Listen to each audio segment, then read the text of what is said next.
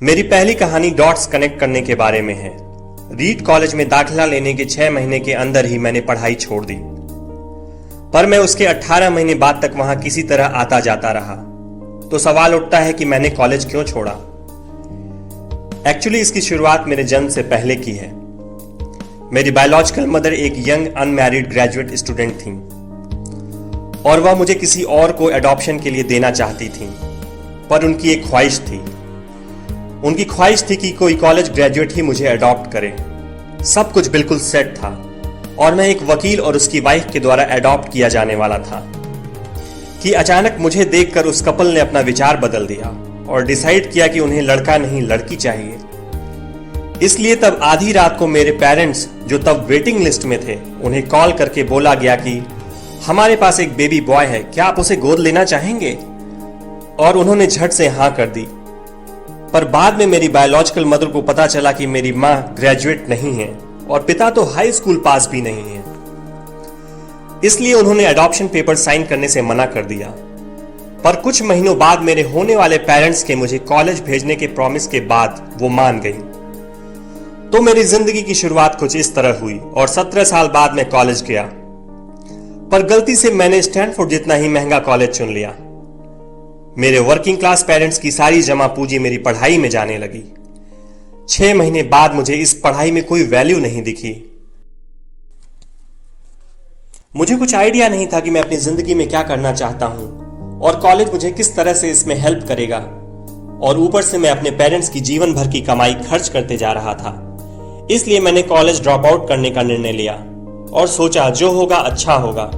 उस समय तो यह सब कुछ मेरे लिए काफी डरावना था, पर जब मैं पीछे मुड़कर देखता हूं तो मुझे लगता है कि यह मेरी जिंदगी का one of the best decision था। जैसे ही मैंने कॉलेज छोड़ा, मेरे ऊपर से जरूरी क्लासेस करने की बाध्यता खत्म हो गई और मैं चुपचाप सिर्फ अपने इंटरेस्ट की क्लासेस करने लगा। ये सब कुछ इतना आसान नहीं था। मेरे पास रहने के लिए कोई रूम नहीं था, इसलिए मुझे दोस्तों के रूम में फर्श पर सोना पड़ता था। मैं कोक की बोतल लौटाने पर मिलने वाले पैसों से खाना खाता था। मैं हर संडे 7 मील पैदल चलकर हरे कृष्णा टेम्पल जाता था ताकि कम से कम हफ्ते में एक दिन पेट भर के खाना खा सकूं। यह मुझे काफी अच्छा लगता था। मैंने अपनी लाइफ में जो कुछ भी अपनी क्यूरियोसिटी और इंट्यूशन की वजह से किया, वह बाद में मेरे लिए प्राइसलेस साबित हुआ। Let me give an example.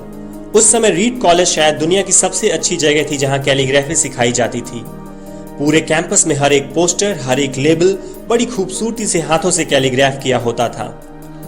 चूंकि मैं कॉलेज से ड्रॉप आउट कर चुका था, इसलिए मुझे नॉर्मल क्लासेस करने की कोई जरूरत नहीं थी।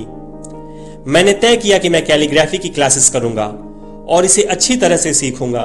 मैंने सेरिफ और सैंस सेरिफ टाइप फेसेस के बारे में सीखा, अलग अलग लेटर कॉम्बिनेशन के बीच में स्पेस वेरी करना और किसी अच्छी टाइपोग्राफी को क्या चीज अच्छा बनाती है यह भी सीखा।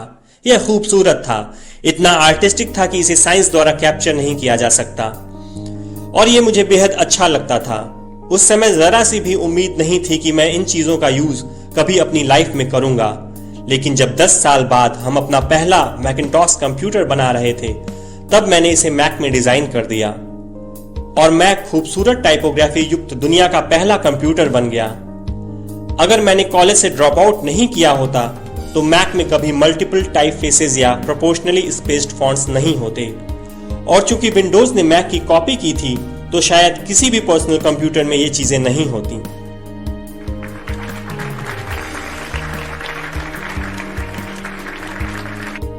अगर मैंने ड्रॉप आउट नहीं किया होता तो कभी कैलीग्राफी की वो क्लासेस नहीं कर पाता और फिर शायद पर्सनल कंप्यूटर्स में जो फॉन्ट्स होते हैं वो होते ही नहीं।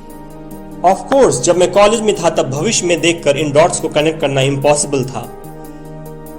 लेकिन 10 साल बाद जब मैं पीछे मुड़कर देखता हूं तो सब कुछ बिल्कुल साफ नजर आता है।